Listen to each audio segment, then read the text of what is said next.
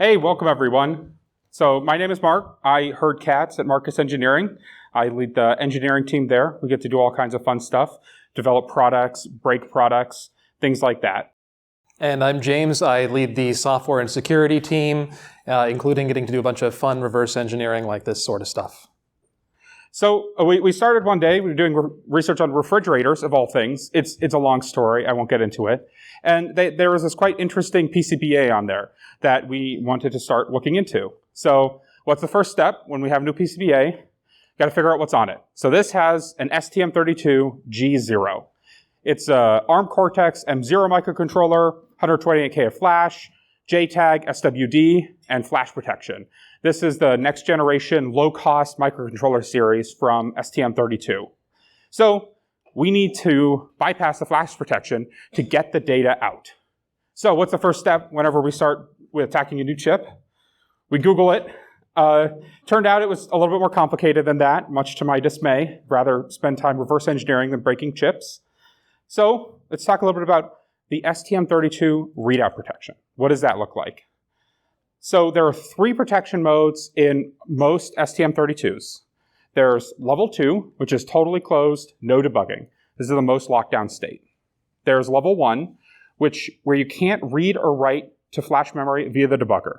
This is set when you set the RDP register to anything but these 2 exact bit streams. One of these indicates level 2, the other bit stream indicates level 0, and this is the one that was used in this particular target application.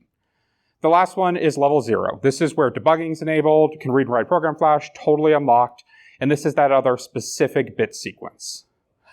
So we'll talk about level 2 real quick. So level 2 prevents all access. And ST has this warning everywhere in their manuals. They don't say that you shouldn't use level 2, but they do caution you about it. And this particular product we saw in the field was not using this level. Level 2 can be downgraded, though, to level 1 to make a bunch of level 1 attacks applicable. The first one is people demonstrated using UVC to unset protection bits. So it's demonstrated against the STM32F0. It's a little challenging because it requires decapping chips, which is more expensive and harder than just electrical attacks. The other one is you can glitch the RDP readout. This was demonstrated against the F2, the F3, the F4, the L4. The only problem with this one is you actually have to wrangle a chip whisper from your coworkers so you can use it instead of them. Sometimes that's the hardest part of attacking a chip. So now we'll go to level 1. So this is where we are blocking the debugger access to flash and some other registers, which are for long-term storage, OTP, backup registers. This is what's actually used in our part. So we're going to talk a little bit about how does this level actually operate. So this is the STM32G0 architecture, simplified dramatically for readability. It's only got the important parts. We have our SWD-IO. We have the debug peripheral, which connects between the chip boundary right at the pins inside into the ARM IP. And it connects to the debug matrix. And the debug matrix arbitrates between the M0 core, the PPB, the core debugging, and the bus matrix, which fans out to the rest of the chip, like the SRAM, the flash interface, the bridge to most of the rest of the peripherals, things like that. And so whenever we try to read out the flash interface in RDP level 1, sending this bus access out from the debug peripheral causes a hard fault. And this locks down the flash interface. This prevents any more access over the system bus into the flash. So how can we take advantage of this? How have people in the past bypassed RDP level 1? So we looked at, you can do things like abusing the flash breakpoint unit. This lets you redirect where the reset vector is, use a glitch to get it back into the original state. This was demonstrated against the F0. You can also abuse the instruction code fetch and vector tape and error vector table. This lets you dump most of the flash. This was demonstrated again against the F1. And then on the STM32F0, it turns out the very first time you access that flash peripheral, it doesn't lock down for that first bus cycle. After that, it's locked down. So that lets you read out the flash a little bit slower, but just read it out directly. And the last one is you can glitch the read memory command directly to directly dump the data on the STM32F4. So it turns out this doesn't work on the G0. or I couldn't get them to work. Used a bunch of great tooling, tried a bunch of these attacks. These are all fixed on the G0. So STM has been paying attention and patching this stuff. But it turns out we can actually still access the SRAM. So how might that help us? So some of you might know, integrity checks. These are very standard in embedded systems. We do some kind of check of the firmware on boot up to verify that we have an authentic image, to verify that the image is uncorrupted, especially when we have like A-B updating. We'll do a verify against the primary and the secondary and select which one to boot. And so typically this flow, checking to see if it's corrupted, and it would start up, do a CRC, check, pass, fail. And so like I said, this is almost a universal feature on devices where you can update the firmware, which is almost all serious commercial devices allow you to update the firmware. And lots of times this is just a simple CRC. Sometimes this is a more advanced integrity check, some kind of hashing or authentication, signing. But if we imagine it's just a CRC, how might that work? So if we look through this code, you can see on the bottom, we're doing a regular computation across the data, doing this 32-bit check, and then we call the second function, the CRC32 per byte, that it jumps into the CRC table to do all of our computing. And if we notice here, see this CRC here, it's passed by reference, not by value. And we can't pass references to the stack, so it's got to go into the SRAM for it to be read.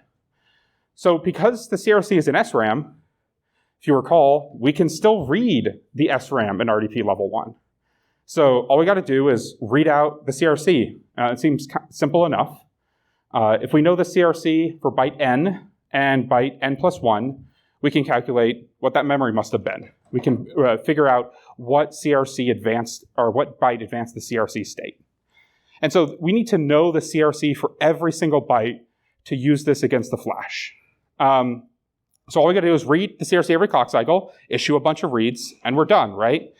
The only problem with this plan is if we read the SRAM and we lock with the flash, we get a hard fault in our processor. And the only way to recover from this hard fault is to reset the processor to clear, which means it keeps running and we lose our place. So how do we deal with this? So the next thing that we can do is we can just read it at different points in time.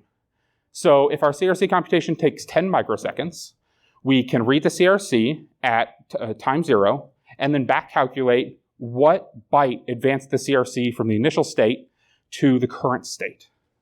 And then the next time we reset reprocessor, we just stop here. And then we read our CRC, and then we can back calculate what flash must have been there to advance the state. Boom. Fill in all the CRCs, back calculate all the flash, done. So how do we do this in reality? We got to power it on, wait some time, read the SRAM, and repeat.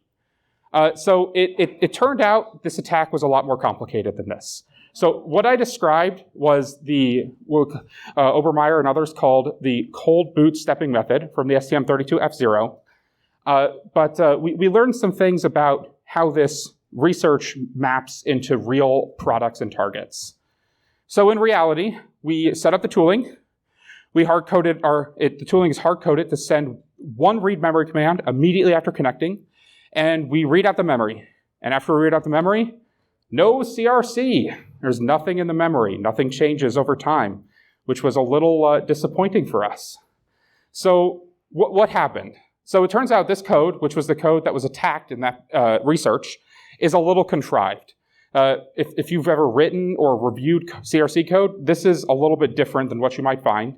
It doesn't appear to reflect the STM32 default implementations or any libraries we could find on GitHub. This pass by reference forces an SRAM copy. And why isn't this function inline? Why didn't we just put this line of code down in the other function? Why didn't the compiler optimize this function call away so we didn't have to do this SRAM copy for every loop of the system? So it turns out realistic CRC code looks a lot more like this. This should look very familiar for people for a standard CRC, where we loop over the length, we read a byte directly from the SRAM and into the CRC, and this CRC never hits the SRAM. It's always internal to this function. And this flash never hits the SRAM, fetched directly from the flash into the processor. So what else can we do here? If we look at our diagrams, what other parts do we have? So it turns out everything else is accessible. The SRAM is not the only thing that we can look at. Some other things that are accessible are things like the core and the debugging for the core. So now we're going to need some new tools. So the existing tool implements one SWD command, read mem word. We're going to need some more commands. So I looked it up. It turns out implementing SWD from scratch to read processor registers, way more complicated. I was looking for the read processor word command. Yeah, there's no such command. Turns out it takes something like 25 to 50 commands to get the core into a debug state, to read the registers, to read all the state. Reading through the hundreds, thousands of pages of ARM debug specification, core site, you get unhinged sentences like this one, where, attached to the mem-ap and with the matching IDR and scan for the ROM table base. Yeah, it's really bad. Really, really dense and complicated. I gained some mad respect for the people who developed debuggers. So after I realized I was developing a debugger, I asked myself, why? Why am I doing this from scratch? What if we could have the full power of a debugger at our hands? So OpenOCD provides some awesome capability. Read mem, read registers, read SCOM. We can use DTS files. We can do all kinds of amazing things with this that would have taken thousands of hours to implement, and I would just be doing their job again. So we set up a PyPico with OpenOCD. I added a custom DAP command to the firmware that lets us run our attack. That was harder than it should have been, but that was at least half my fault. So we take the time delay in our custom DAP command. We store the SWD state, because we're going to be yanking out the entire processor state from under the debugger and then kind of like trying to shove it back in a way that we hope it doesn't care about too much. We power off the target. We power on the target, holding it in reset so it doesn't run the state. We configure the debug block in the state so we're all ready to go. We release the reset line, and then we wait a precise delay time for our attack, and then we issue a bus read that causes this hard fault on the processor. And then the last thing is we got to take our SWD state and shove it back the way it was. Hopefully it doesn't make the processor or the debug stack too angry when we do this. And this helps take our C problems and make them Python problems. And those are the easy kind of problems to solve. The C problems are much harder to solve. So in our attack flow in Python, we issue this custom DAP command. We wait for the target to reboot. And then we read all the registers and a little bit of SRAM. We'll talk about that later. And then we increment the delay. And I get this awesome pile of data. It started with thousands of lines and it turned into millions of lines of delays versus register states, things like that. And the only thing that I know how to do, I look at R2 and I'm like, oh, that number gets bigger. And I'm like, great, we got this nice monotonic response. Remember, we wait 10 microseconds, we get the first state, then the next state, then the next state. Yeah, it turns out time is not an arrow. That's not how the world works. It's a little bit more fuzzy than that. So the delay versus the register, the advancing state that we're looking at, is not at all monotonic. This is a random process. Got all kinds of jitter and timing differences. And it's actually more complicated than this. There's this other little chunk. What is that? Turns out this is the bootloader check versus the application check. And then we've also got this other part, all these outliers, which are really dim, really hard to see, and not pictured are the wildly worse outliers. So this is not a deterministic process. We're not going to be able to take state n and state n plus 1 and just run it forward. And now I'll talk about what James did with my big pile of data. Yeah, so Mark handed off this big pile of data, like you said, eventually millions of these captures of the CPU state, and I took the task of actually figuring out what is going on, what algorithm is implemented, and how is it implemented. We've kind of been talking about CRCs so far, but at this point we don't actually know. Is it a CRC? What kind of CRC is it? Or maybe it's a hash, maybe it's a checksum, and certainly whatever algorithm it is, its values, what registers do they end up in anyways. we start by looking at a little bit of data, and well, we just start looking at it. We're trying to sight read, this pile of data to figure out what each register is, and we start by looking at kind of what changes and what stays the same. So we notice these 3 registers are always the same at every frame we look at. A few more registers are always within some particular range, like we have this nice 16-bit value in R0. R4 seems to go between 0 and 8. And we also notice that R2, that's the one Mark is looking at, is always between R7 and R3. And it's counting towards R3, and all 3 of those registers are within the STM32's flash address range. So that's great. We see it counting towards about 1/8 of the way through the memory here, but it eventually, if you look far enough, goes all the way to the end, which is great. We like to see the whole memory. So the other thing we notice is that R5, that's one of the ones that stays the same, is the really common CRC polynomial 1021 hex. So CRC X modem uses that, and let's just assume that that's what we're looking at. So let's say it's CRC X modem, 16 bits. R0 is the CRC accumulator, and R4 is the number of bits we still need to shift that by to get the CRC for the byte at the address that's in R2. R1 and R6 also kind of look like CRCs, maybe the same value, but it's less clear. We'll just ignore those for now.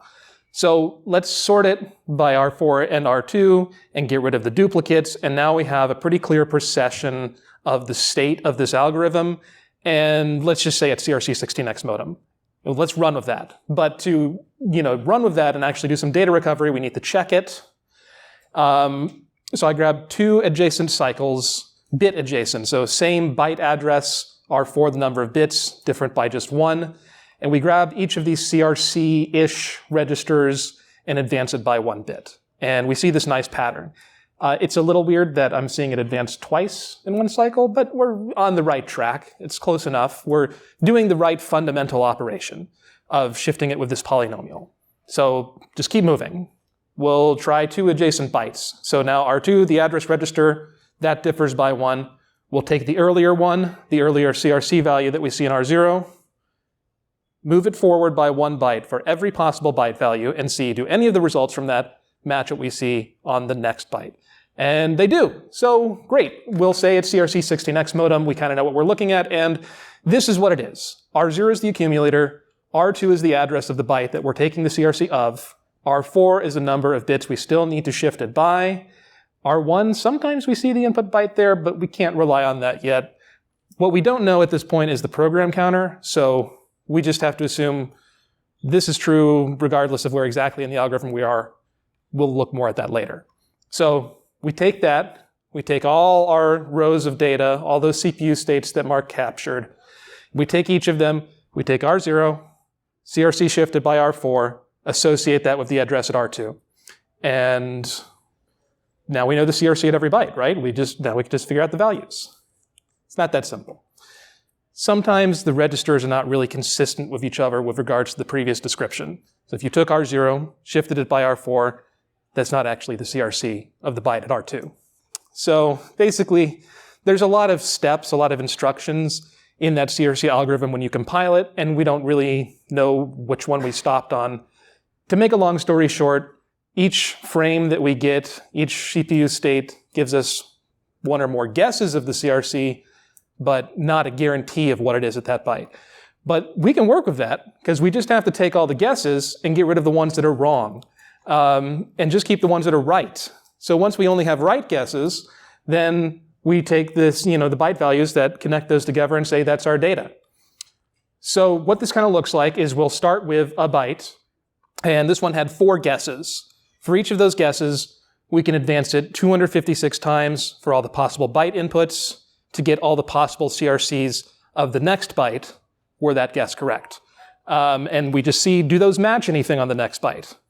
So we'll actually start by looking at the byte before this. So let's say this hex 40FA on the byte before, there's 2 possible values that connect that to the next byte, and the CRC guesses on the next byte. That is a little interesting that we have 2, so 256 possibilities, that's out of 65,000 possible 16-bit values. That's less than 1%, which is small, but not really that small. So you do get some interesting collisions based on how wrong your guess was. We do see one that we can rule out, though. This one doesn't connect to anything, so it's wrong. We'll just keep moving. Look at the next byte. This one, two of our guesses on the one ending in hex 1001 map to ones on that one ending in hex 1002, and one of them does not, so we can rule that out. We can also rule out this one on hex 1002, doesn't connect to anything on the one before it. We keep moving. We do see, again, this one now we have two guesses mapping onto one guess, so you kind of get these weird fan in and fan out of chains of guesses that, obviously only one of them is right, but we just designed the algorithm in a way that kind of tolerates that by moving forward and backward iteratively. Anyways, we're able to rule that out. And if we get rid of all the ones that we've ruled out, we notice there's these two distinct chains. And these could continue for quite a while in either direction. We could maybe use context clues to say, well, this one with the values 1, 2, 3 feels more likely than 83, 3A, F4, but we don't really know. If we knew what was in the flash, then we wouldn't be doing this. So we have to really find out. And what we have to do to achieve that is keep running this forward or backwards until we find an address where we've only got one guess. And when we have one that only has one guess, that's usually not an indication of a lack of data, but more typically that it had an average number of frames that match that address, and they all produce the same guess, which tends to indicate it's right. So if we do that, we go one more byte back, and we find one that's only got one guess, that only maps to one guess on the next byte, and the next byte, and so on. We ruled out one of those sets of possibilities, and we're left with the real values. And so now we know the flash data that produces that chain of CRCs. So we've learned the flash values for this little range, and all we have to do is just keep doing that in both directions. We do that for the whole flash memory, at least the range of addresses that we've captured, and we can also fill in small gaps if we guess from both directions. We learn the whole flash memory. We know everything in the flash. Not really. So with this naive approach, here's what we kind of get. We run it on a lot of data, and we learn a lot of the flash contents, but we also don't learn a lot of the flash contents. When probably about half of the byte positions are either missing or have multiple possibilities, and it's overwhelmingly the latter category. You have bytes or even long chains of bytes, 20, 30, maybe even 100 bytes, that could be one of two possible values, or three possible values, or short chains that are maybe 10 possible values. And basically what's going on with this is the CRC algorithm is going to compile down to 20, 30 instructions that actually run. And the registers have slightly different meanings on each of those instructions. So R0 shifted by R4 maybe produces the CRC, or maybe it needs to be shifted one more, or one less, or it still needs to be XORed with the input byte, or it doesn't. There's, 20 to 30 possibilities. We can start to figure out what some of those instructions are because we got some of the data. We just need to know where to look. We don't actually know that yet. So we don't know where we stop the CPU because every time we read the program counter, we get this weird value, -2. What does that mean? That's not a valid flash address. It's not a valid address at all. That's what happens when you get a hard fault, which we do. That's exactly what we're causing when we connect onto that debug bus. Fortunately, not only does the hardware replace the PC with -2, but it also takes the old PC, along with some other stuff, and pushes it onto the stack. So that's an SRAM. We have access to SRAM, and it does update the stack pointer, so we know where it's supposed to be. We just got to grab that. So we modified Mark's tool to... Royalty there again. I coordinated Mark updating his tool. I supervised. I managed it. And we reran the data collection now with the tool updated to automatically kind of grab that little piece out of SRAM and just transparently set the PC to what, from our perspective, it should be. Doesn't work 100% of the time, so we can't rely on this. Sometimes we get a bogus value or a value that looks right but is actually wrong. Room for future improvement didn't really hurt us that much. We just had to kind of work around it. So now we know what instruction we're on for most CPU frames. We can go look at that part of the program, figure out what those instructions are, figure out what they mean, and start to have a much better understanding of what the registers mean at each place.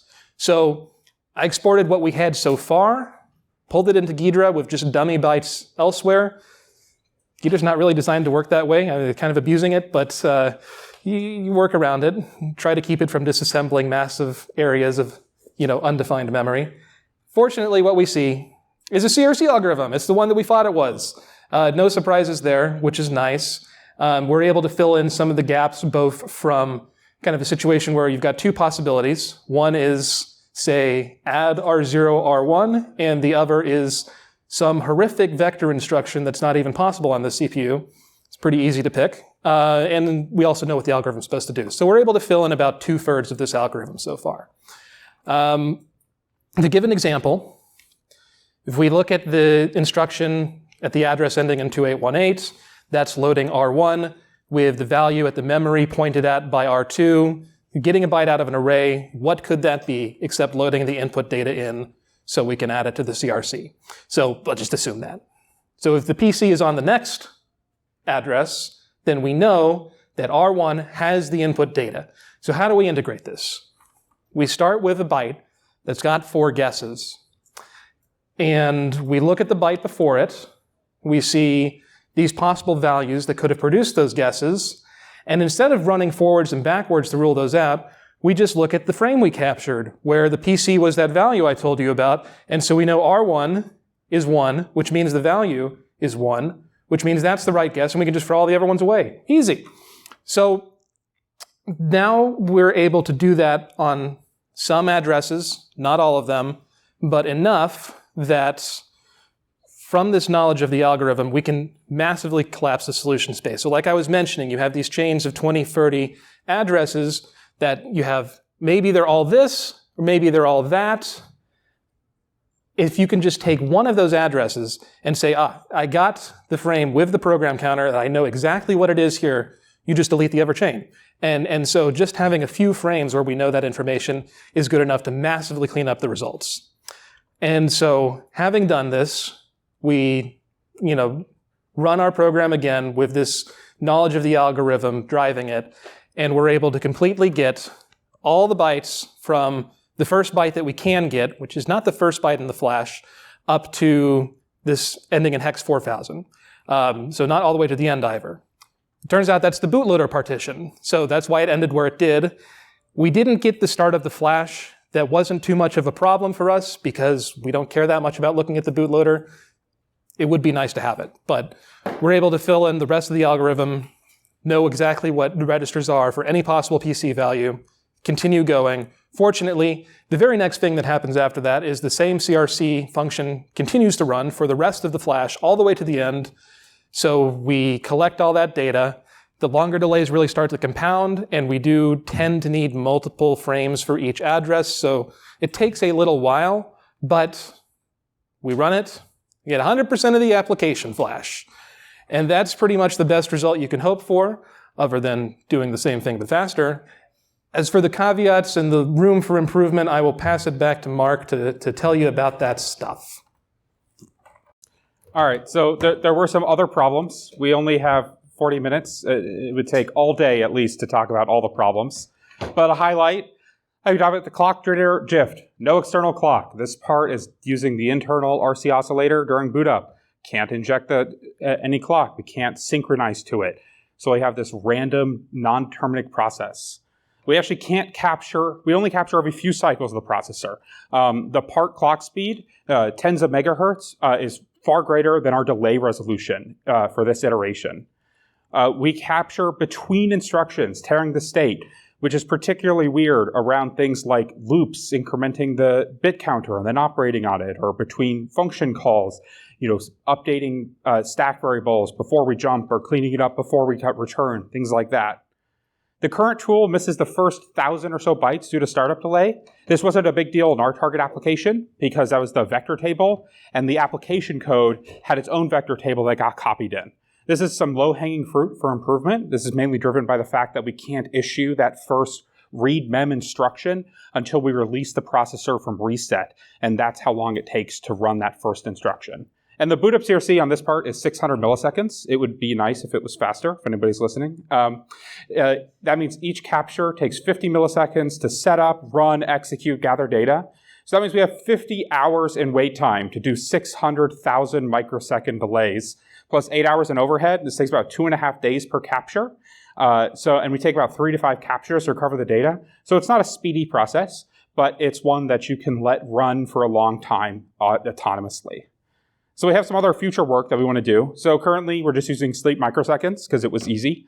In the future, we're going to look at using the PIO. We can get sub 10 nanosecond resolution, which should exceed the clock speed for lots of embedded parts and match them for faster parts. It'd be nice to control the clock. So we have targets where they have external crystals or external oscillators. Then we can just avoid a whole bunch of headaches by having fully deterministic, cycle accurate readout of the registers. The next one is align stimulus. So one thing that we want to be able to do is attack specific verifies cryptographic operations. So we boot up the part, then we run some stimulus, and then we stop X cycles after that stimulus during a ECDSA verify or during a AES computation or a password check, things like that. We can cycle accurately align those stimuli. We can perform this attack against arbitrary blocks of code. And the last one is recovering flash brine. So we can look at the deltas between processor states. If I know the processor state now and at T+1, there are only a few ways to advance between those two places. And so, we could potentially, we're looking at recovering the program flow from that. So recovering our arithmetic operations are pretty straightforward. Recovering branches is harder if we don't take the branch. Requires more manual work to say, gosh, this is always less than, unless it's greater than, things like that. But once we understand the processor register evolution over time, and we understand the processor state over time, then we can use this to do arbitrary readout of the information from the processor. You don't necessarily need this startup CRC. That just makes the process really convenient. But by looking at that state evolution, we can recover what it was doing for arbitrary execution. The other thing we noticed when looking through this, there's this really interesting note inside the ST processor manual. There's a tamper bit that gets flagged when ST bypasses the readout protection. I wonder how they do that. Doesn't that sound fun?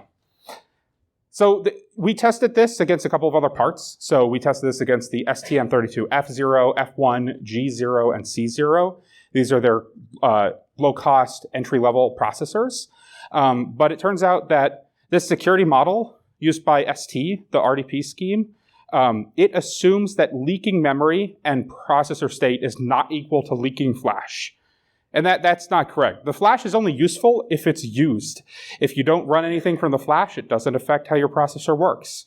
So everything else is an engineering challenge. If we couldn't recover the PC from this part, we could still look at the evolution and reverse engineer it, especially if we're targeting really narrow code sections, like some kind of AES operation to get a key out, or some kind of authentication sequence that we're trying to understand, those things.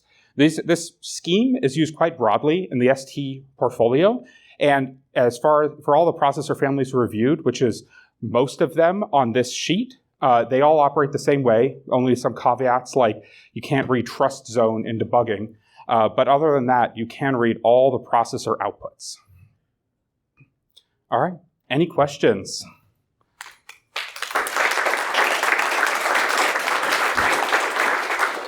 Here, I'll stand this mic. Thank you for the talk. I guess I have a first question. So you said that when you try to read flash from the debugger, it causes the fault. What other state is accessible? Surely the debugger would provide stuff like breakpoints and watch points. Why didn't you just, instead of trying to read the flash, maybe shim down the OpenOCD a bit to not trigger the hard fault, but instead set either a breakpoint or a watch point directly to the flash to more deterministically read out the registers? So that's a real. Is this microphone on? I can't tell. So that's a really good question. So it turns out it's not just the first access to the flash peripheral. The first access outside the debug block onto the processor causes it to fault in the flash to lock. So we can't use We can't set a breakpoint or a debug point. Any of those actions would cause a hard fault and would cause the flash to lock up.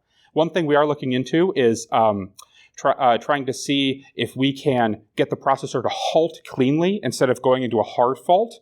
So that way we reserve the PC and we don't need to get it out of SRAM. Thank you. Any questions?